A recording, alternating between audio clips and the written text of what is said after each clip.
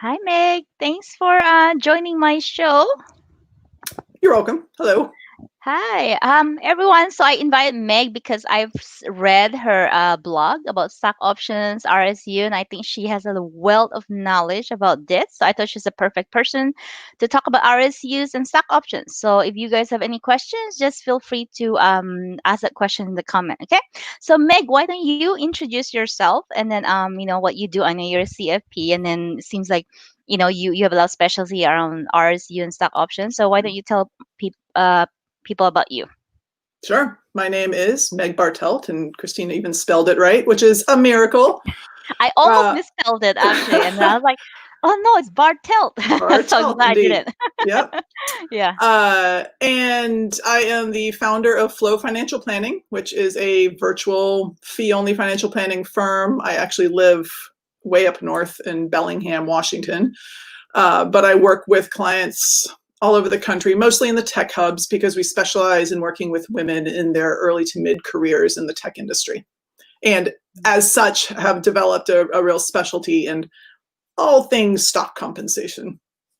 got it. So do you just serve women or? No, women is not a hard red line for us. Working in Oh, the okay, tech industry is. got it. We work, I would say, most of our clients are women. We work with couples, we work Oh, with okay, men, we work with got it. non-binary. Um, the women in tech thing is more because I think we have a sort of easier cultural affinity for a woman's experience in the tech industry, Got it. in part because I used to be in tech, and women just they simply have a different experience in the industry than men do. Got it. Okay. So I know that the big chunk of this live is gonna be about talking about stock options and Mhm. RSU. So why don't we start with stock options? Like what are they? And yeah, first of all, what are they? And then let's talk more Sure. about that. Like and who usually gets that. Sure. So stock options are the the right, but not the responsibility to purchase a share of your company's stock.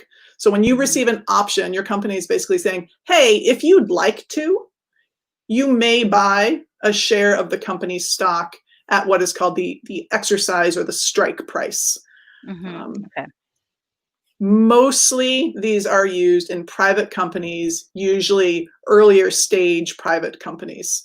So if you are, joining at, Series A, Series B Hmm. level startup, usually that's when you're going to get options, and usually the options are going to be pretty inexpensive. The earlier you join, the smaller, the lower that exercise price is. So Hmm. the lower the cost it is to exercise your stock options, by which I mean pay a little money to turn that option into an actual share of your company stock.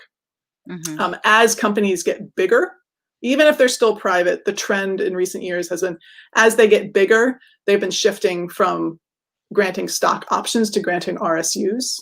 Like Airbnb, the only compensation people have been getting in recent years is RSUs. Uber, before it went public, for the couple years before it went public, all it granted was RSUs. It was still private, but it stopped granting stock options. So it's usually earlier stage private um, companies where you're going to get options. We do work with some clients who have options in public companies, but I think in 100% of the cases, for our clients, they got options in a private company, which then got gobbled up by a larger public company, and those options just got transmuted into options into the new larger public company. I don't think we've ever seen, I might be speaking out of turn, it'd be very uncommon to see options granted in a public company for the clients that we work with. Got it. So almost 100% of stock options was private small companies, like Yeah. early stages. Okay. Yeah. So let's just say Airbnb is still small, they're private, they're not public yet. Just an Mm-hmm. example so people can understand better. And then so let's say I don't know, they were given a stock options. Okay, you can buy per share for I don't know, let's just say $5. Sure. So what are usually the term? Like they're given like I know there's a strike price, there's an expiration price. So how does that work? Sure. Ooh, okay. Stock options 101. Here we go. Um, when you are given an option, it has a few really important pieces of information. You mentioned a few of them. There's the exercise price. There's that Mhm. $5 that I have to pay in order to turn this Mhm. option into a share Mhm. of the stock. There's Mhm. Yep. expiration date, which is, Mm-hmm. I think in the case of Airbnb, actually 10 years from the date it was granted. Mm-hmm. If you leave a company, oftentimes that expiration date gets sucked up really close and you only have 90 days. Got it. But as long as you stay at the company, usually the expiration date's around 10 years out. So you have to do something with the option within those 10 years, otherwise you lose it. And then there's the vesting date, which is you're granted 1,000 options. Usually that does not mean, hey, you've got 1,000 options, which right now you can pay $5 per option to turn into a share. They're going to vest steadily, usually over the course of 4 years. Usually you have to wait an entire year for a quarter of them to vest, and then they'll vest sort of evenly over the ensuing months or quarters of the remaining 3 years. So typically you have to wait until they vest, and then you have a choice. Do I exercise this option? Do I fork over that $5 per option to exercise it, or do I wait? And books have been written about this analysis, this decision.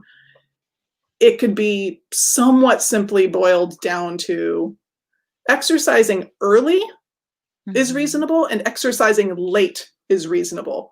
But anywhere in between that is sort of this ugly middle. You exercise early. I don't know if my hands are actually in the right order in this video, but if you exercise early, what that means is, okay, company's really early stage. It's probably really cheap to exercise. Because if you're like Series A, Series B, I mean, a lot of the strike prices I see with my clients' options like 15 cents. So it's usually quite cheap to exercise early, but high risk, because at Series A or B stage, who the hell knows what this company is going to end up doing or being? And most likely it's going nowhere, because that's just those are just the statistics when it comes to startups. But at least you're not putting much money at risk. It's at high risk, but it's not a lot of money. The other end of the spectrum is, well, you wait as long as you can until you're pretty darn sure the company's actually going to be something. It's either going to file for IPO, it's going to get acquired, it's going to actually turn into a meaningful, valuable company. And so those options are actually worth a lot of money. So the risk is a lot lower, but at this stage, it costs a lot more to exercise because of the tax impact. So you've got low risk, high expense if you're exercising late, and low expense, high risk if you exercise early. But anywhere in between, you've got kind of high expense and kind of high risk. So if you're going to think about it through only one lens, that would be a reasonable decision to make. And actually, Wealthfront has a wonderful IPO and equity guide, it's named something like that, that talks about this early and late concept. I think that guide's great. I recommend it to people all the time. Yeah, I'll have to Google that up then, so I can put that in the show notes. Okay, so just to summarize, for my understanding, for everyone's understanding as well. So let's say it's Airbnb, $5. They give the option. You said they have up to 10 years usually for that to expire. Typically. And you said, let's say they say they're gonna do 1,000. Like I guess they're given 1,000 stock options to buy, right? So that's like they can buy 5,000 outright, but you said like they have up to 10 years. If they buy it in the beginning, let's say they buy the $5,000, they still have to wait the vesting for 4 years. Where does the vesting come into place? Right. So usually you can only exercise options that have vested. So if you've been granted 1,000 options, and you've only been you come onto a job, they give you 1,000 options as part of your offer letter. Usually you don't have any options that are vested for the first year. And so typically you have to wait for an option to vest before you can even think about exercising it. Got it. There is an exception to this, which is called the 83B rule. Early exercise is what it's colloquially called. And you can do this with both kinds of stock options, by which I mean incentive stock options and non-qualified stock options. They're called those two different things because they work differently tax-wise. But if your stock plan allows early exercise, and it would be described, that would be notated in the stock plan, in the options grant document, early exercise is allowed. You might even look for the term 83B. B is usually in parentheses. What you can effectively say is, hey, I know not all of my options have exercised, but I am going to make a bet that I'm going to stay at this company long enough for them to eventually vest. And I want to sort of pre-exercise all of my options, even the ones that haven't vested, because the tax impact overall is going to be lower if I can exercise them all now than if I wait until they vest. If I think my company is just going to be growing like gonzo and the tax hit's going to be bigger and bigger if I wait until the future to exercise, then I can choose to exercise them all right now. You are taking a risk. If you lose your job or leave the company, then you've already paid taxes, but you actually have to give back all the options that hadn't vested. And also, if the company ends up not being successful, then you have paid all the strike prices for all those options and all the taxes associated with it for something that is now worthless. Do you get the taxes back? No. Okay, so it's all gone now. Yeah.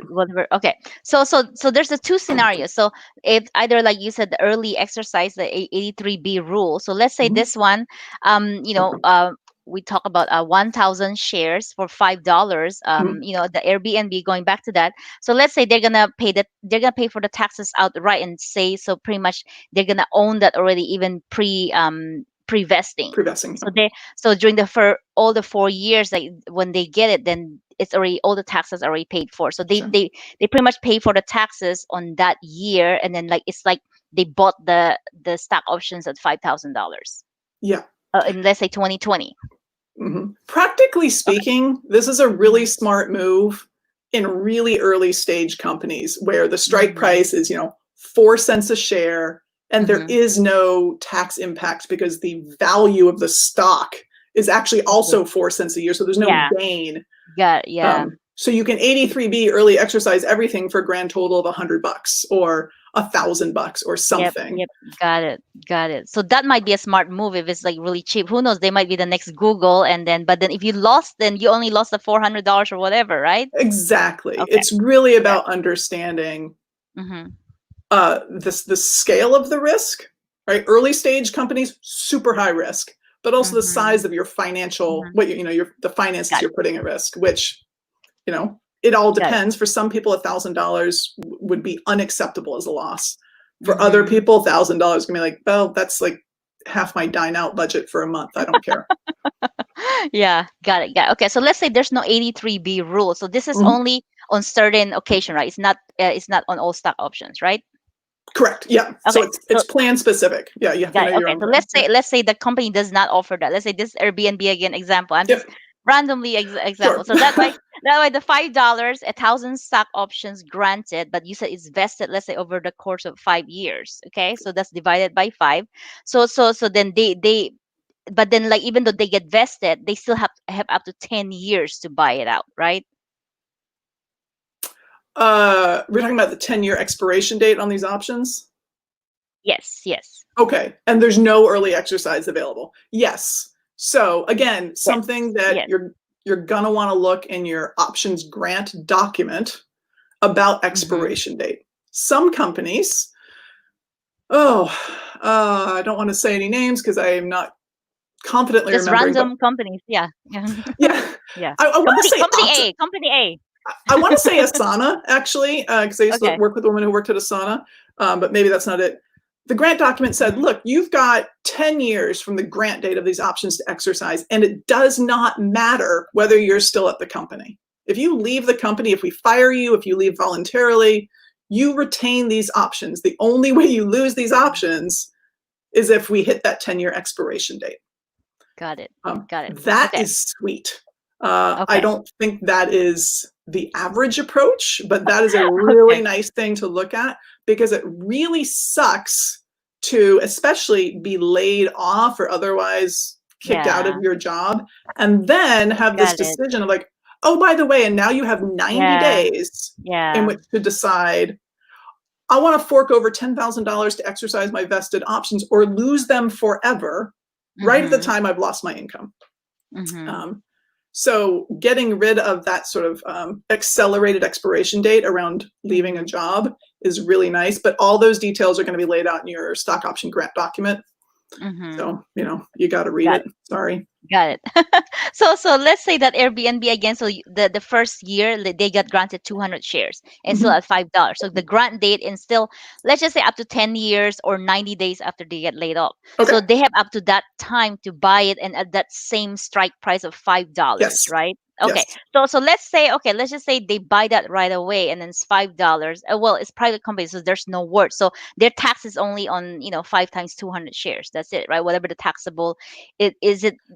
Do they pay tax on the year they exercise that or on the year they sell it? Both of those are taxable events. Okay. There are, previously I had mentioned two kinds of stock options. There's non-qualified stock options and there's incentive stock options. We like to say that incentive stock options have nicer tax qualities. So we sort of prefer those to non-qualified stock options. Let's take non-qualified first. In a way, they're more straightforward. Let's say your strike price is $5. Let's say even though the company is private, there's still a valuation, right? Private companies have what is called a 409A valuation, which I think has all sorts of numbers associated with like the value of the whole company. But what I'm interested in is what is the value of a single share of that company? And let's say the company's 409A valuation is $20 and your strike price is $5. When you exercise that, there's this $15 spread. And with non-qualified stock options, that is considered ordinary income, just as if you got $15 of salary. So you've got to pay your full ordinary income tax rate on that. Makes sense.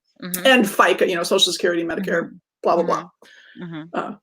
So kind of sucks, but also pretty straightforward. So yes, the moment you exercise a non-qualified stock option, you owe income tax on that spread. And that will be on the W-2 at the end of the year. Yes. Okay, so it's just like it's RSU very, is in the W. Okay. Yeah. The reason I was hesitating is if you leave a company, that gets I'm a little uncertain about if you're exercising non-qualified stock options and you're no longer at the company. I'd have to check with the CPA about that. Okay. Because I feel like they should still report that in the W-2 because you were there, during that year. Yes, that seems logical. I'm just not as experienced with that scenario. Okay. So that was non-qualified, sucky tax attributes, but at least pretty straightforward. Incentive stock options.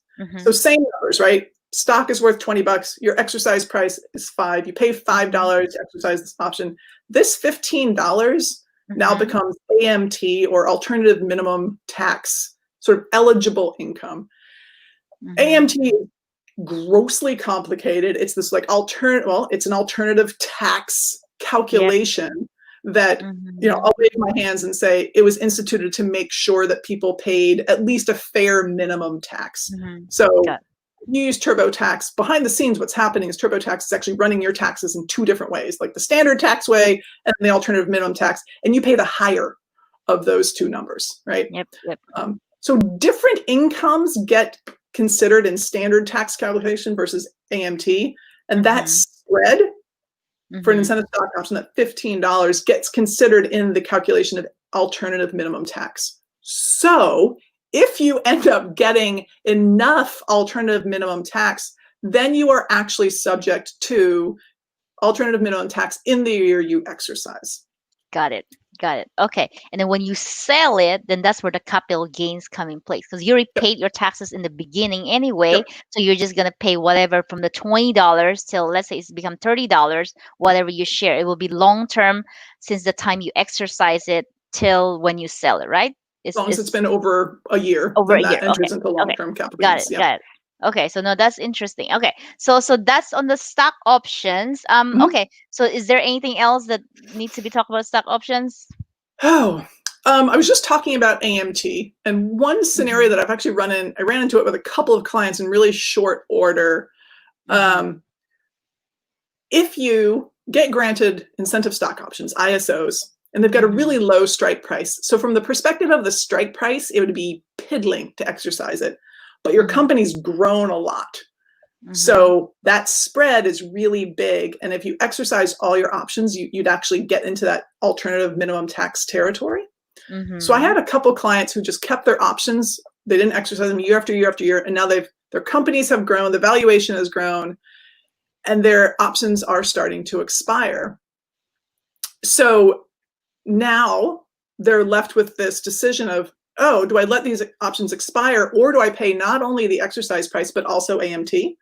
And the way they could have, if not avoided, but at least minimized the situation, if every year with those ISOs, they were exercising just enough, stay under the alternative minimum tax threshold, really cheap to do so because the strike price is so small. And if they don't trigger AMT, then they're not paying any taxes. And if they'd just been whittling away at the ISOs every tax year, then there wouldn't be this huge... The valuation is going to be higher and higher, then you're just going to increase your chances of the AMT, right? Yeah. Okay. So if you just whittle away at it year after year at a really low cost, then I've had clients get into situations where they feel trapped in a job because as soon as they leave, that 90-day clock starts. But they don't have $20,000 that they want to dedicate to paying exercise price plus AMT.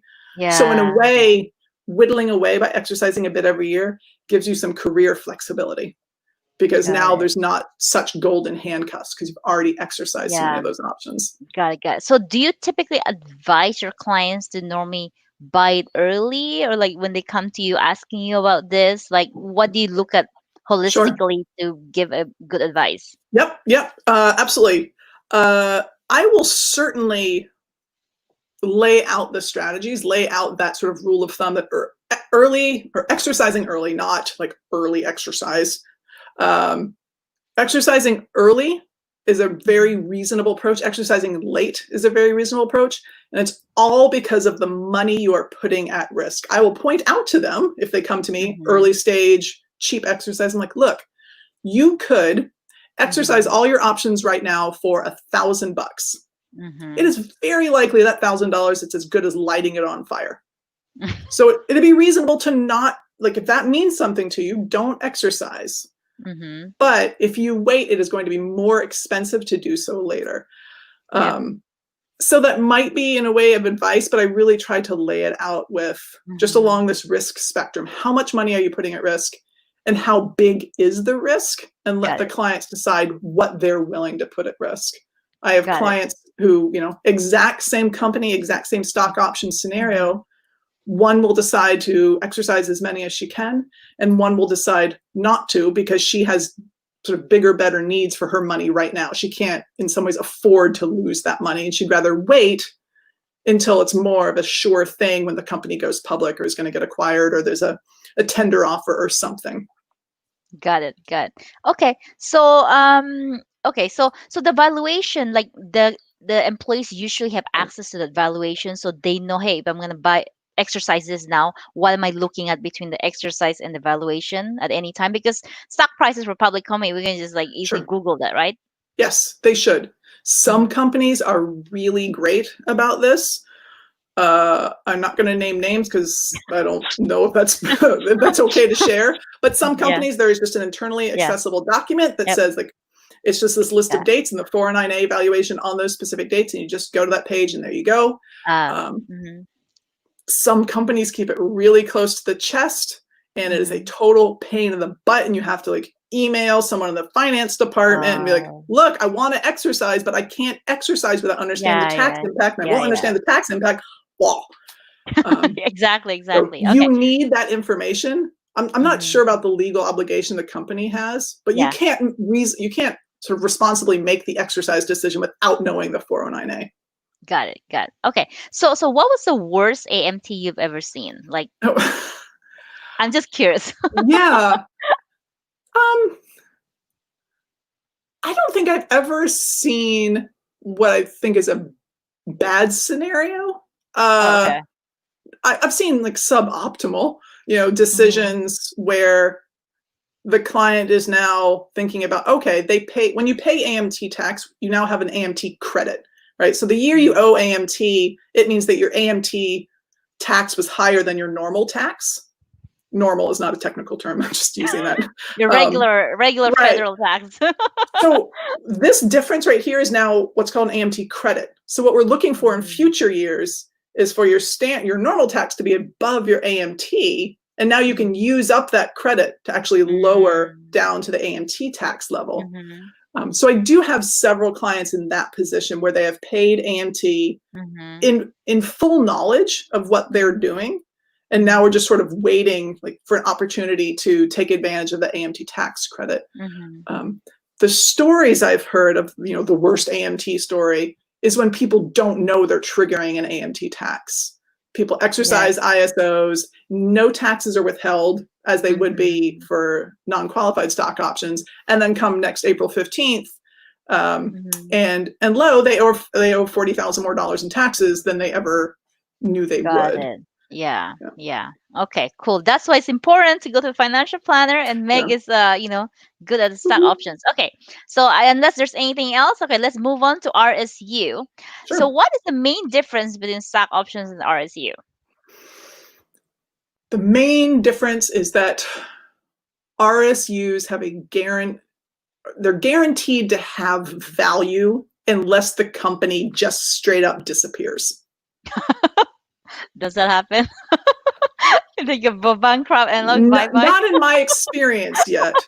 And what I mean by that is you can think of an RSU as a stock option with a $0 strike price. You don't have to pay any money in, and you just get a share of the stock. Exactly. Right? So as long as that stock is worth a penny, you're getting money. It's not much, but you're getting money. Whereas with a stock option, you've always got to pay an exercise price, right?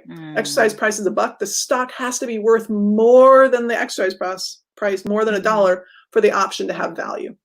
Got it. But the RSU is like an option with $0 strike price. So if the company has any worth whatsoever, the RSU has worth. Got it. And this is related to the fact that there's sort of a rule of thumb that in the tech industry, at least, one RSU is worth somewhere between 3 and 4 stock options. So if you're given a choice, and sometimes people are given a choice between options and RSUs, usually there's going to be a ratio there. You're not going to be like, hey, do you want 1,000 options or 1,000 RSUs? It's going to be, hey, would you like 1,000 RSUs or 4,000 options? So if you were given that choice, what would you pick? Oh, I'd probably pick a mix if I could, just because I'm a middle of the road kind of person. Okay. So RSUs are less risky, right? Guaranteed value as long as the company is still around, but not as much upside. Options, riskier because they might be worth nothing, but they've got leverage, and you've got more of them typically than you would have RSUs. So if the company is worth something in the future, you're going to end up with more money if you have options. So again, it's this understanding of the risk profile. If you definitely need money, that would point you to RSUs. If you're okay where you are and you're just like, your life's not going to meaningfully change unless you just hit it out of the park, you just get this windfall, go for options. Got it. And RSUs only offered to public companies or also private companies? People in private companies are being granted RSUs, but they don't actually turn into money until the company becomes public. And I guess there's no risk to it because let's say the company go bankrupt, never go public, but since they never had to pay for it, so there was really no risk, right? Yes. RSUs sort of across the spectrum, the risk of losing your own money is non-existent with RSUs. And as I say that, I realize there's a huge exception to that, which is, I'll take Uber as an example, because I worked with clients through Uber going public. So Uber had granted RSUs to its employees while it was still private. And most often when you grant private company RSUs, it's called a double trigger vesting. Typically with RSUs, all you have to do is wait around, right? Hey, you're granted these on January 1st, 2020. On January 1st, 2021, 100 of them vest. Just stick around. Right? Just remain employed, and these RSUs will vest. They'll become yours. With a private company, typically what happens is says, yes, you need that what's called a service-based requirement. You need to stick around until that vesting date. But on top of that, there also needs to be a liquidity event, which is typically going public. Now, you can reach that service date and then leave. You can still leave the company and you won't forfeit your RSU, but it doesn't actually become a share of stock until the company goes IPO. And the reason I am describing all of this backstory is when Uber went public, all of its RSU holders, their RSUs fully vested the day it went IPO. So it went IPO, I think, at $45 a share. All of everybody's RSUs vested that day at $45 a share. They paid income tax on $45 a share, but they weren't allowed to sell it for the 6-month lockup period after the IPO. And I don't know if you were paying attention to what Uber stock did during that 6-month lockup period, but it wasn't pretty. No.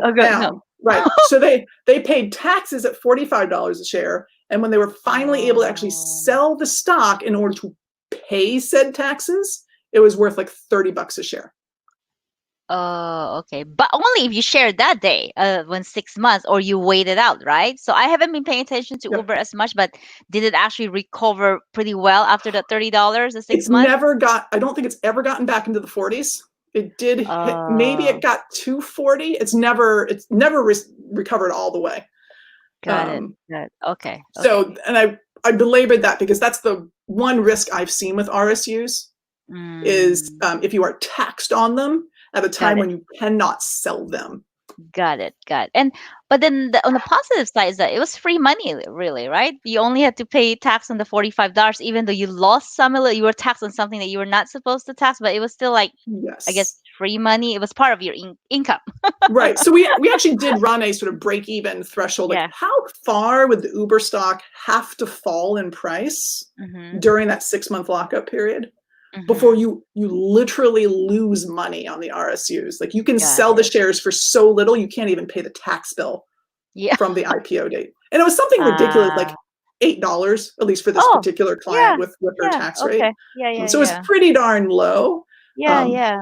But yeah, people did not look at the silver lining. However, they were mostly like, what? Like, I just incurred $100,000 worth of taxes. I don't have the cash to pay it because I can't sell my shares. And then when I can sell my shares, I'm getting a fraction of that. Yeah, exactly. Like I have clients too who come to me because, like they're like, oh, why do I owe so much money? I don't have the cash with me. It's like, yeah, because you have the RSU, you just don't have the cash until you sell it, right? So they always like wonder, like, why is my W-2 so high? Like, why is my income tax percentage at 37% now? I said, yeah, because you invested the RSU, a lot of RSU, you just don't see it till later, right? So okay, so just to summarize, so the Uber thing, like so they were granted the RSU, but because it was a private company, they didn't have to pay anything. And then you said when there was a service date is kind of like a vesting period inside a private company, right? Sure. It's just referring to how long you have to wait. It's just time-based. Got it. So let's say you got hired today, and then it's like 1 year you're going to get vested, within a private company, like let's say 100 shares. So that service date, after you get the 100 shares, then you don't have to pay anything at the service date, right? While a private company. Correct, because the shares aren't, in fact, yours yet. Got it. So then when it comes private 2 months later, the 100 shares, that's the time you have to pay the whatever tax will be, but then you can't sell anything till there. But you already own it, you just can't sell it till whatever the period is that they say. Right. So typical lockup periods for IPOs are 6 months. There are other ways of going public. You can just have a quote unquote direct listing, which don't necessarily have the same lockup period thing going on. But IPOs are still by far the most common way. Got it. So okay. So with RSU, like, how's that being taxed? It seems like it's a lot simpler than stock options in terms of taxing. Like, it's just ordinary income, right? Yes. So it is, I think in order to understand a lot about RSUs, you can think of it in this way. An RSU worth $1,000 is the same as you receiving a cash bonus of $1,000 and going out and buying your company stock. Exactly. The tax situation is identical. Yep. And I would say the psychology is entirely different, but the sort of the reality is the same. Yeah.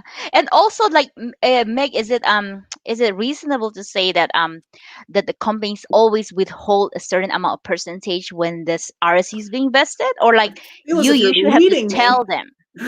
I'm sorry? I feel as if you're leading me, as if you kind of know the answer to this. Um, Sorry. Okay. so yeah, the RSU income, just like bonus income, Okay. is considered supplemental income, and Mm-hmm. supplemental income has a Mm-hmm. statutory withholding rate of 22%.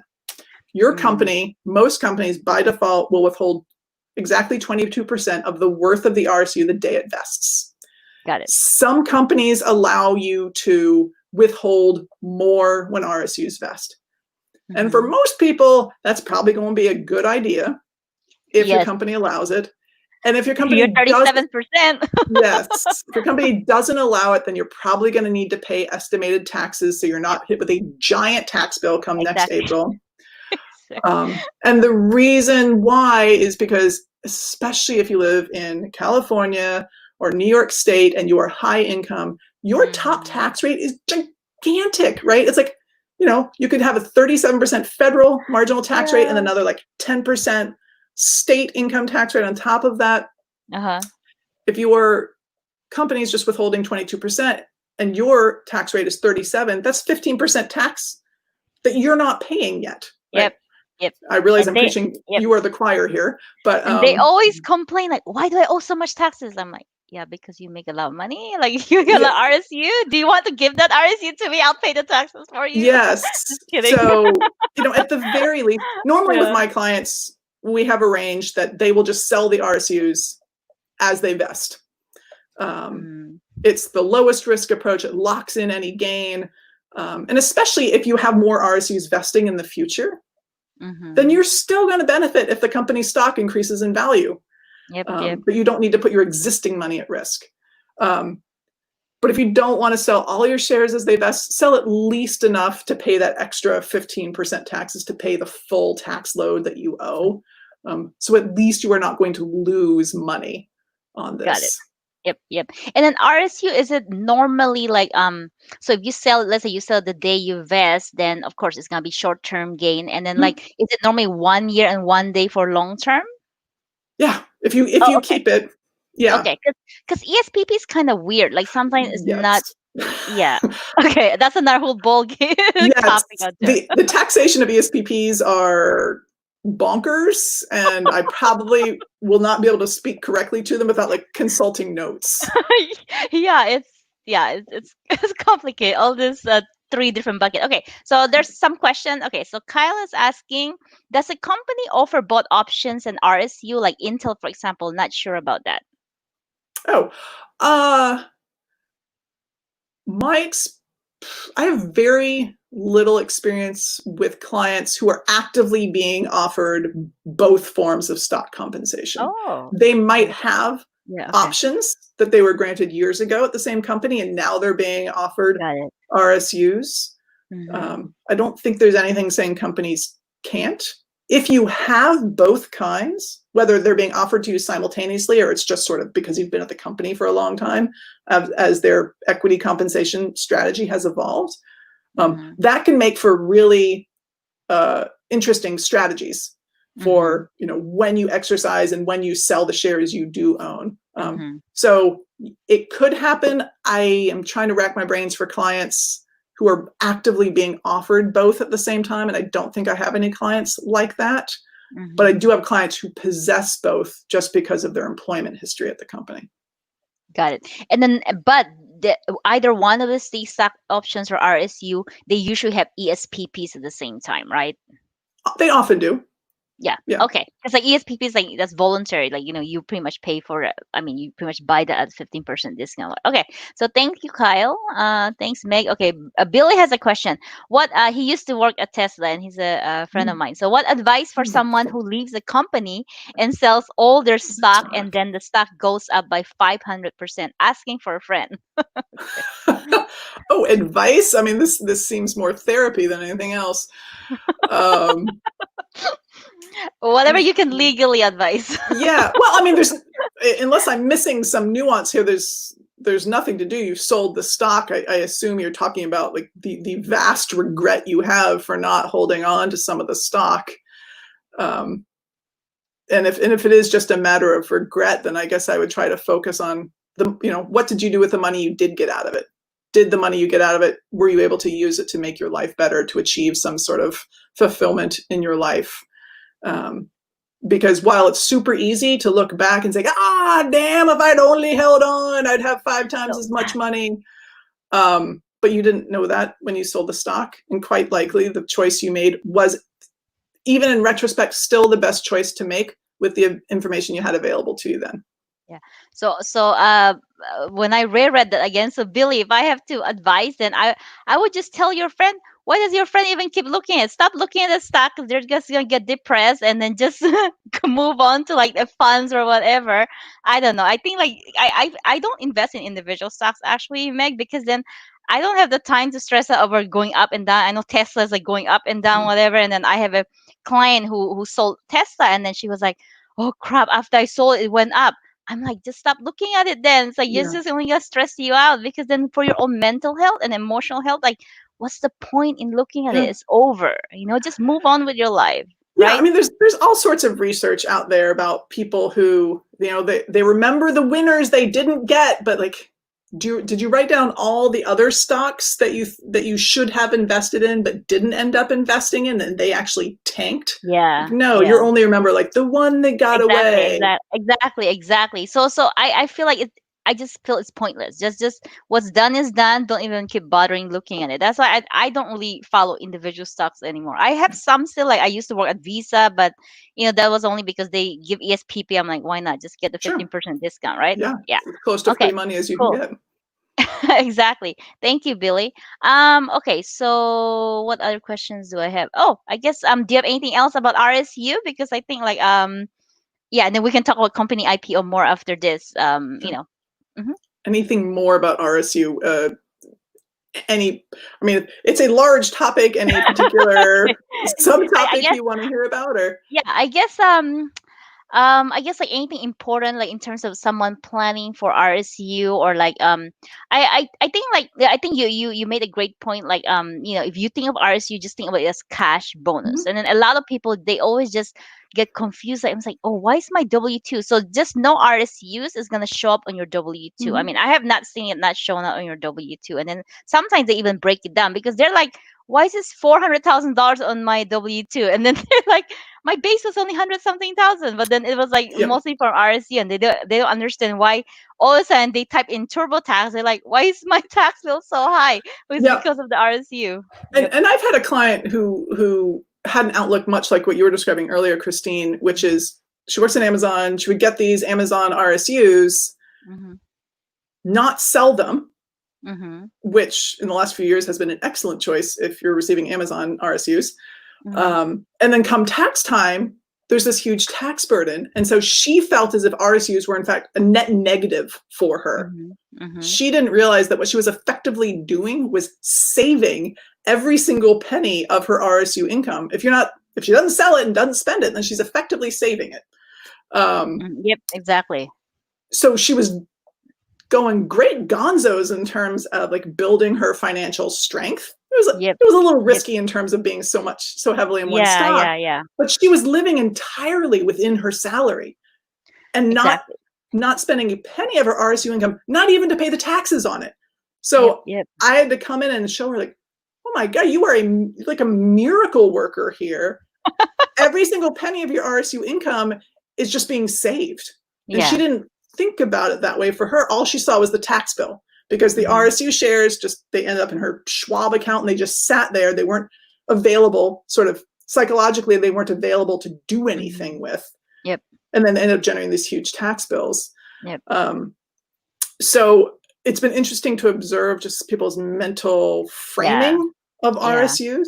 I would say I would not necessarily encourage you to think that you had to pay the taxes on your RSUs out of your salary, but if you can live within your salary and use for your sort of ongoing expenses, and use your RSU income, like pay the taxes on your RSUs from your RSU income, but then use that income for sort of either goals or single single indulgences, not recurring indulgences, like the Yeah, vacation of a exactly. lifetime or Yeah. down payment on a home. I can't tell you how many RSUs I have helped clients like transmogrify into a home. Yeah. That's a Yep. wonderful way to just like leapfrog closer to the goals you have, because there's just these Mhm. chunks of extra cash that drop down into your Exactly. lap every quarter, every month, every Exactly. 6 months. Yeah. So okay. So going back to the RSU when you're being vested, and then normally it's 22%, or you have to pay estimated tax. Like, do you encounter, or would you ever advise anyone to actually pay it off your pocket so you can keep all the shares? Well, if it's the next Google, or like that's doesn't usually happen. I mean, that's an option. Is that an option even that's allowed by companies, that you pay all the taxes out of pocket? Uh, Probably. I would have to look at the RSU grant document and also then Mm-hmm. the website that's administering the stock plan. Hmm. The Hmm. default will be selling enough shares to pay that 22% of tax. Got it. I've never seen anyone just Hmm. fork over the tax in cash and keep all of the shares. Hmm. Um, so yeah, I don't know if it's possible or not. Okay. That's going to be like as far on the high Mm. risk end of the spectrum when it comes to RSUs as possible. Got Because okay. Most not all, people don't do that. yeah, you know, Okay. usually the spectrum of risk ends at RSUs vest, a few get withheld to pay taxes, and then I Got it. keep all the rest of them. That's Got it. usually the high risk approach that I Got it. encounter. Okay. Um, you And can do always they? take, yeah, Oh, go go ahead. ahead. Oh, do they normally share the shares the day after? So if they want to cash out, like that's an option too, that they can tell their employer, right, or whatever, the administrator, to sell the shares right away the day before, so they can cash it out. I mean, the day Yes. after, the day after. Um, yes, you can either automatically set it up to Got it. sell 100% of the shares on the day they vest, or go in there. And sometimes there's a 1 or 2 business day delay as the Mm, shares. I don't know. It's like they strapped them to the backs of turtles and make them walk around the company or mm, something. But they sort of have to finally arrive in your account so that you can then press the sell button. got it. Um, Got it.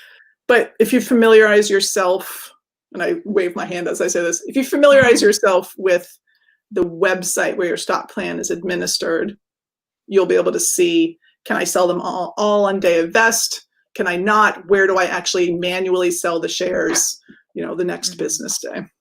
Got it. So okay. So like people on Amazon, Google, when they keep on being vested RSUs, like when will it come to a point when you're gonna start advising your clients, hey, I think is you're too heavy on that. Maybe you should start thinking about selling. Like what percentage of the portfolio when you feel okay, that might be a little bit too heavy already. Yeah, so I'm fairly honest with my clients that me Mhm. personally and also as a financial planner, we lean conservative, right? So Mm, my okay. default recommendation will Hmm. be sell them all the day they vest. Really? That's where I start, Oh, okay. Okay. especially if you have RSUs vesting in the future. You still have the potential for Uh, upside. okay. But I'm very honest about that's the most conservative approach. That's the approach I Okay. would take personally. That's the approach that most financial planners would probably take. But Okay. let's talk about what you want to do. Some clients are like, great, sounds good, let's go. Um, and some clients, especially those at Amazon, are like, no, no, no, no, no. Amazon stock is going to the moon. Yeah, I'll no, don't sell touch some that. of them. When it comes to sort of your whole net worth or your investment portfolio being concentrated in a single stock, the rule of thumb I'm familiar with is you don't want more than 5% of your portfolio in a single Oh, stock. really? Okay, of your entire net worth, right? I think of it in terms of your investment portfolio. Including retirement. So retirement, and then anything investment account outside of Yeah, the cash. Okay, IRAs, got it. 401ks, Okay, your okay, Betterment, your Robinhood, okay, brokerage, whatever. okay. That's five the rule of percent. Okay, thumb I'm familiar with. okay, And so again, I will start there and basically okay. say, what do you want, client? Mm-hmm. And some clients are like, yeah, I would like 20% in Amazon. I'm like, okay, that's not necessarily a bad idea. Yeah, yeah, You just have to understand the risk you're taking in each of these choices, right? If you yeah. sell everything the day it vests, as I would sort of by default recommend, The risk is you don't get that 500% increase in Tesla stock that your friend was just asking about. The risk is missing out on possible future gains. Yeah. Right? If you have 20 or 50% of your investments in company stock, the risk is this one stock does poorly and all of a sudden your investment portfolio is obliterated. Sorry, it's that concentration. Yep. One of the concepts I really like is this idea of that you need to concentrate to build wealth and diversify to protect wealth. So that's a view it through. If clients are willing to have 50% of their net worth in Amazon, and they can at some level acknowledge, like, if this company goes south, like, I'm going to have way less money, but I'm okay because I already own my home and I'm already on track for retirement. And the boat I'd buy for it is like, if I don't get my boat, I'm cool. Great. I have no problem with that. But it's just really understanding the potential impact of the choice you're making. Got it. Okay, cool. So I guess 5% investment portfolio. So does not even include the rental properties or anything like that. That's like totally separate portfolio by itself. Yep. Okay. So I'm just curious, like, I know this is offhand questions, like, what is your opinion about like rental properties in terms with helping your client with their portfolio? Yeah, I don't think I have an opinion per se. I think it has a very visceral attraction to people just because it's like something you can touch and it generates this very obvious income. People don't tend to think of the fact like, hey, an investment portfolio can still generate income. You just like sell something and mail yourself a check. Exactly. But it's just so much more obvious and explicit with the rental property. I think most people have this visceral attraction to it without understanding enough of the reality of owning it. You're either going to hire a property management company, which will probably eat up most of the profits. Unless you live in the same city and you're your own property manager. Or yes, or you're going to have to be a property manager yourself. And do you want to be a landlord? And do you want to deal with all those hassles? It's also risky, right? We were just talking about a concentrated stock position. Well, you buy a $500,000 million rental property, you've now got $1 million in a single asset. If the real estate market in that town goes south, yikes. Yeah, exactly. But also if you live in, the Bay Area or the Seattle area, you've seen real estate do nothing but go up. Maybe sometimes it plateaus, but basically it goes up, and it's a very tempting thing to do that, a lot of people think of buying rental real estate not for the rental income, but so they can get the appreciation. No, I don't know. It's if people go into it with the eyes wide open, then I'll help them do it. But I find most people have this sort of romantic notion around it without really thinking through the like, now I'm a landlord and now I have to hire a property manager and all of my money is in this one thing. Got it. So if you have just an average person, let's say they can't really afford rental properties, because you still need principal for that, right? Or to put down. So for general people, like when you advise them when they're trying to like plan for their retirement, like, is it okay enough to actually make sure you're well diversified? Maybe in a target fund, whatever, as long as you're well diversified into 401k, IRA, investment fund, like, is that like reasonable enough for most people to just do it that way, because they are investing, they're just not seeing it, it's just not like whatever rental property where they can see it, right? So is that good enough for most people just to have a traditional investment portfolio? Like retirement, IRA, 401k, and just investment and put in a target fund, index funds, or whatever? I would say absolutely. Historically, that's what most financial advisor clients have done. Their wealth is wrapped up in just traditional, investments in the stock market. Got it. So, who knows? I think now is a particularly popular time to have all sorts of ideas about how the world will operate entirely differently in 5 Yeah. years than it Yep. has for the last 50. Mm-hmm. But at least historically, just having money has been a Mm-hmm. perfectly fine retirement plan. Yes, yes. Whatever. Okay, maybe not all cash, but Well, right. I mean, invested money, but yeah, like, yeah, yes, money you can just in an account invested in these sort of yeah. ephemeral assets as opposed to something you can touch. Exactly, exactly. Okay, so I think we're almost at the hour. So thank you so much for joining this. Like I've learned so much from this, and then like yeah, thank you so much everyone for joining. And yeah, if you can just hang out afterwards, that would be good. And Meg, why don't you tell people how they can find you, how they can reach out to you if they're interested to work with you? Absolutely. My website is flowfp.com. That's Flow Financial Planning. Flow as in water flow. And you can reach me there. I've got a blog there where I discuss all of these Mm. issues. And yeah, I think that's just this. If you remember one thing, remember my website. You can also find me on Twitter at Meg Bartelt, Okay. LinkedIn, Meg Bartelt. So Pretty. you where do you hang out mostly on social media? Twitter or LinkedIn? I probably am more active on Twitter, Oh, but really? I'm Okay. but I'm checking. Just Twitter seems to lend itself to conversation. Oh, Um, okay. Okay.